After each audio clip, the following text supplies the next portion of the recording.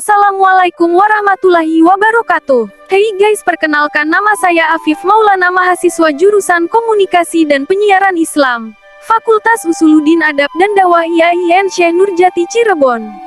Di sini saya akan membahas tentang rangkuman materi pendidikan kewarganegaraan semester 1. Yuk simak bersama, jangan di skip-skip. Oke. 1. Hakikat pendidikan kewarganegaraan dalam mengembangkan kemampuan utuh sarjana atau profesional. Secara etimologis, pendidikan kewarganegaraan berasal dari kata pendidikan dan kata kewarganegaraan. Pendidikan berarti usaha sadar dan terencana untuk mewujudkan suasana belajar dan proses pembelajaran agar peserta didik secara aktif mengembangkan potensi dirinya. Sedangkan kewarganegaraan adalah segala hal ihwal yang berhubungan dengan warga negara. Negara perlu menyelenggarakan pendidikan kewarganegaraan karena setiap generasi adalah orang baru yang harus mendapat pengetahuan, sikap, nilai, dan keterampilan agar mampu mengembangkan warga negara yang memiliki watak atau karakter yang baik dan cerdas, smart and good citizen.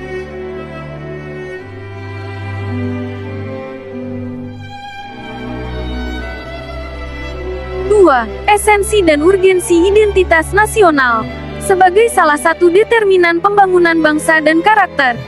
1. Identitas nasional bangsa Indonesia. Bentuk identitas nasional bangsa Indonesia diantaranya bahasa Indonesia, bermula dari rumpun bahasa Melayu, digunakan sebagai bahasa pergaulan, kemudian dikukuhkan sebagai bahasa persatuan pada tanggal 28 Oktober tahun 1928. Selanjutnya disepakati dan disahkan oleh PPKI pada tanggal 18 Agustus tahun 1945 sebagai bahasa nasional.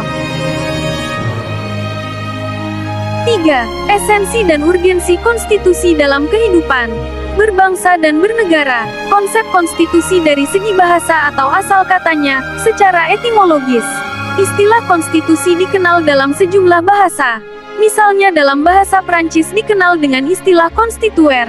Dalam bahasa Latin Italia digunakan istilah constitutio. Dalam bahasa Inggris digunakan istilah constitution. Dalam bahasa Belanda digunakan istilah constitutie. Dalam bahasa Jerman dikenal dengan istilah Verfassung. Sedangkan dalam bahasa Arab digunakan istilah Masyruutiyah.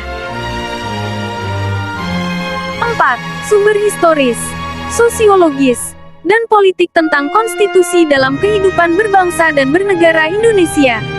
Historis dalam Kamus Besar Bahasa Indonesia KBBI adalah berkenaan dengan sejarah, bertalian atau ada hubungannya dengan masa lampau.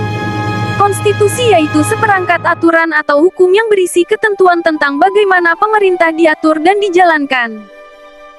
5. Konsep dan urgensi harmoni, kewajiban dan hak negara dan warga negara. Hak adalah kekuasaan untuk menerima atau melakukan sesuatu yang harus diterima atau dilakukan oleh pihak tertentu dan tidak dapat berasal dari pihak lain, yang pada prinsipnya dapat dituntut dengan kekerasan olehnya. 6. Sumber historis, sosiologis, politik tentang harmoni kewajiban dan hak negara dan warga negara Indonesia. Sumber historis, perjuangan penegakan hak asasi manusia. John Locke, seorang filsuf Inggris pada abad ke-17, yang pertama kali merumuskan adanya hak alamiah, natural rights, yang melekat pada setiap diri manusia, yaitu hak atas hidup, hak kebebasan, dan hak milik.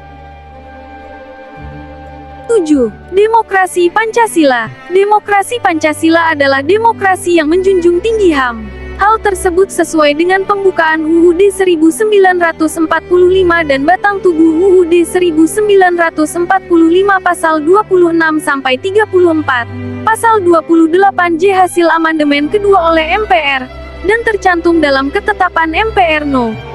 XVI MPR 1998 tentang HAM. 8. Implementasi demokrasi dari beberapa negara di dunia. Implementasi berkaitan dengan semua tindakan yang dikerjakan untuk melaksanakan program yang telah direncanakan. Demokrasi adalah panduan atau prosedur kelembagaan guna mencapai keputusan. 9. Konsep dan urgensi penegakan hukum yang berkeadilan. Arti luas dalam hal ini ialah penegakan hukum itu sendiri mencakup nilai-nilai keadilan yang normal yang terkandung di dalamnya, bunyi aturan formal maupun nilai-nilai keadilan yang hidup dalam masyarakat. Sebaliknya arti sempit, penegakan hukum itu hanya menyangkut penegakan peraturan yang formal dan tertulis saja. 10. Konsep dan urgensi wawasan Nusantara. Konsep dan urgensi wawasan Nusantara ialah cara pandang dan sikap bangsa Indonesia mengenai diri dan lingkungannya, sehingga penting untuk diterapkan dalam kehidupan sehari-hari agar terwujudnya persatuan dan kesatuan bangsa serta kesatuan wilayah dalam penyelenggaraan kehidupan bermasyarakat, berbangsa dan bernegara. 11. Konsep dan urgensi ketahanan nasional dan bela negara. Kesadaran bela negara merupakan hak dan kewajiban setiap warga negara dalam mempertahankan negara merupakan hak dan kewajiban setiap warga negara. Generasi muda belum mengaktualisasikan bela negara. Jadi nasional keamanan menjadi kurang tangguh sehingga negara dan bangsa runtuh. 12. Mengetahui kelebihan bangsa Indonesia yang sesuai dengan wawasan Nusantara untuk mewujudkan ketahanan nasional. Negara Indonesia adalah negara yang solid terdiri dari berbagai suku dan bangsa. Terdiri dari banyak pulau-pulau dan lautan yang luas. Jika kita sebagai warga negara ingin mempertahankan daerah kita dari gangguan bangsa, negara lain, maka kita harus memperkuat ketahanan nasional kita.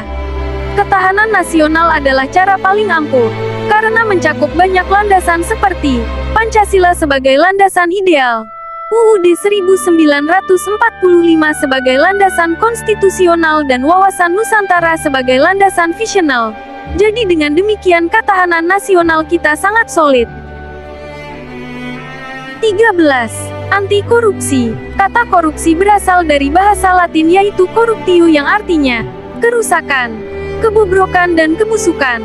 Selaras dengan kata asalnya, korupsi sering dikatakan sebagai kejahatan luar biasa. Salah satu alasannya adalah karena dampaknya yang luar biasa menyebabkan kerusakan baik dalam ruang lingkup pribadi, keluarga, masyarakat dan kehidupan yang lebih luas. Kerusakan tersebut tidak hanya terjadi dalam kurun waktu yang pendek, namun dapat berdampak secara jangka panjang.